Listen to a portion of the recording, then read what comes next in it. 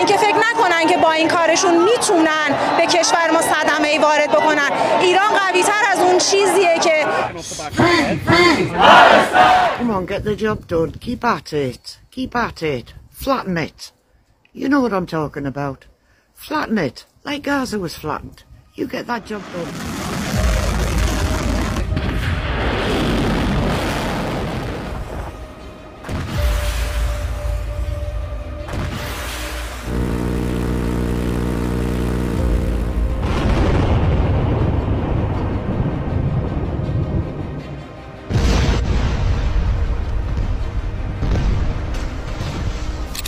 Langit di atas bumi Israel tidak lagi biru, tidak pula hitam atau kelabu, tapi merah. Merah karena api, merah karena ledakan, merah karena hujan rudal yang terus meluncur dari langit Teheran. Rudal Iran tidak datang satu persatu, tetapi bergelombang. Tak ada peringatan, tak ada perjanjian, hanya dentuman yang terdengar, membelah langit malam Timur Tengah.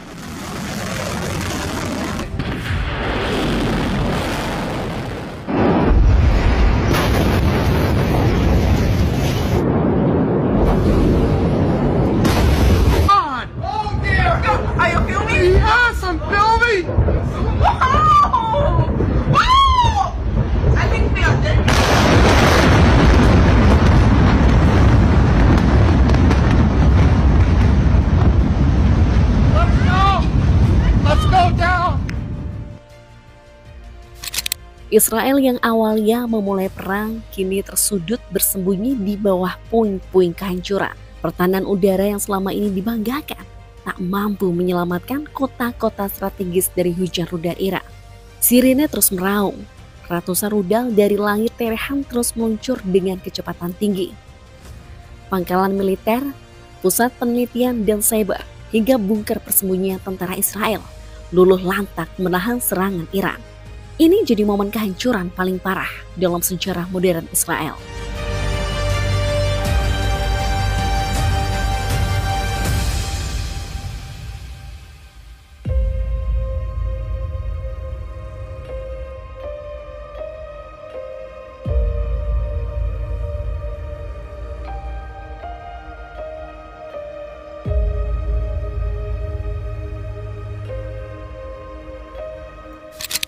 Di tengah kepanikan itu, satu langkah ekstrim pun diambil. Israel mencoba menyeret Amerika Serikat masuk ke medan pertempuran. Washington merespon dengan cepat. Iran diperingatkan untuk menghentikan serangan. Ancaman datang langsung dari Presiden Donald Trump dengan nada yang tak bisa ditawar, menyerukan agar Iran menyerah tanpa syarat, sekaligus memperingatkan bahwa kesabaran Amerika sudah mencapai batasnya. Tapi Iran tidak goyah. Pemimpin tertinggi Iran, Ayatollah Ali Khamenei, menanggapinya dengan tegang. Jika Amerika Serikat menyerang, mereka akan menghadapi konsekuensi yang tak dapat diperbaiki. Iran tidak mundur. Donald Trump pun bukan sedang menggertak. Washington langsung merespon dengan kekuatan militer yang nyata.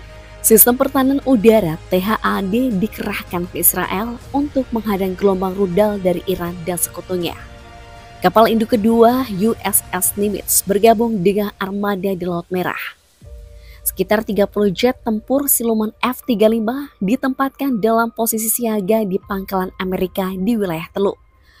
Langkah Amerika itu tidak membuat serangan Iran kendor ke Israel. Iran justru mengerahkan rudal andalan mereka, menjadikan Tel Aviv, Haifa, dan Beersheba berubah jadi neraka mematikan.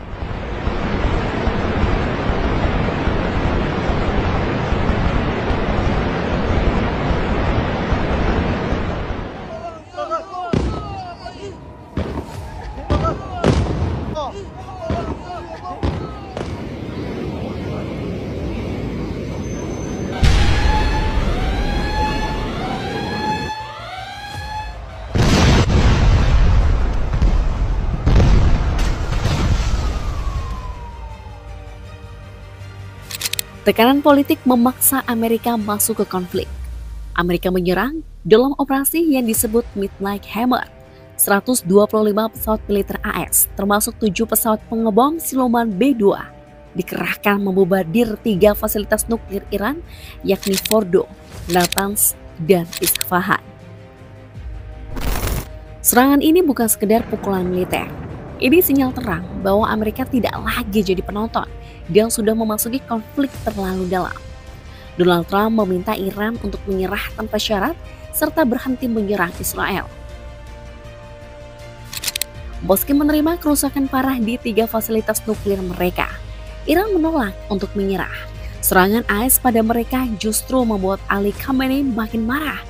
Iran resmi mendeklarasikan perang, mereka siap menghadapi Israel dan Amerika sekaligus. Serangan balasan untuk Amerika Serikat pun dilancarkan. Korps Garda Revolusi Iran menyerang pangkalan udara Al-Udeid Qatar yang merupakan pangkalan militer terbesar Amerika di Timur Tengah.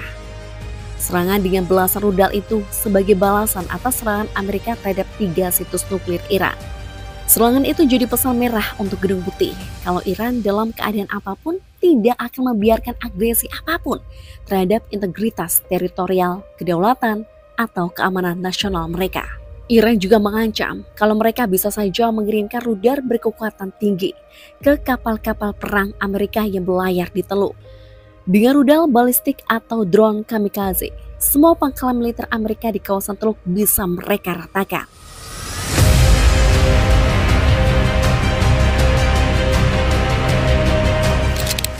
Gertakan yang disertai dengan ledakan itu membuat Amerika dan Donald Trump panik. Dari Gedung Putih, Donald Trump langsung menyuarakan gencatan senjata pada Iran dan Israel.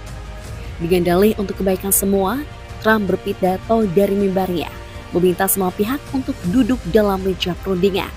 Israel yang dalam kondisi tertekan menyetujui usulan Amerika Serikat untuk melakukan gencatan senjata. Namun dari kubu Iran, hingga narasi ini dibuat, belum ada keputusan pasti apakah Iran menyetujui gencatan senjata tersebut. Sementara itu, dukungan pada Iran berdatangan dari seluruh dunia. Para netizen ramai-ramai meminta Iran untuk tidak berhenti, serta menuntaskan apa yang sudah mereka mulai. Seluruh publik mendukung Iran untuk membumi hanguskan Israel demi kemerdekaan Palestina. و اینکه فکر نکنن که با این کارشون میتونن به کشور ما صدمه‌ای وارد بکنن. ایران قوی‌تر از اون چیزیه که Iran, we stand with you. We stand with Iran. Come on, Iran, get the job done. Keep at it and at it, you know. If you haven't got enough money for the missiles, I'm willing to chip in a bit. I've got a few quids going spare. I don't mind helping you. Come on, get the job done. Keep at it. Keep at it. Flatten it. You know what I'm talking about. Flatten it, like Gaza was flattened. You get that job done. You get it done, kidder. Sort the buggers out. Teach them a bloody lesson. Yeah, I'm with you, Iran. You sort them out. Beberapa pengamat politik dunia menilai, gencatan senjata ini bisa saja merupakan strategi Israel dan Amerika untuk membuat Iran lengah. Pasalnya kaum Zionis itu sudah terbiasa ingkar dengan apa yang mereka janjikan. Iran harus belajar dari awal terjadinya perang ini, saat pemerintahan Iran sedang duduk bersama pemerintah Amerika membahas tentang pengadaan senjata nuklir. Israel dengan tiba-tiba menyerang Teheran. Inilah yang menjadi awal terjadinya serangan mematikan Iran pada Israel. Hal serupa bisa saja terjadi saat Iran nantinya menyetujui gencatan senjata. Israel bisa saja menyerang Iran dengan kekuatan penuh yang bisa saja melemahkan Iran. Menurut para pakar politik dunia, dalam perang 12 hari ini, Iran jadi pihak yang berada di atas angin. Hanya dengan kekuatan militer mereka sendiri, Iran berhasil membuat Israel dan Amerika ketar-ketir. Bahkan jika semua sekutu Amerika bergabung, Iran masih bisa mengimbangi kekuatan militer sekutu. Beberapa pihak meminta Iran untuk tidak menghentikan serangan mereka pada Israel. Pembebasan Gaza dan kemerdekaan Palestina harus jadi pertimbangan Iran sebelum menandatangani persetujuan gencatan senjata.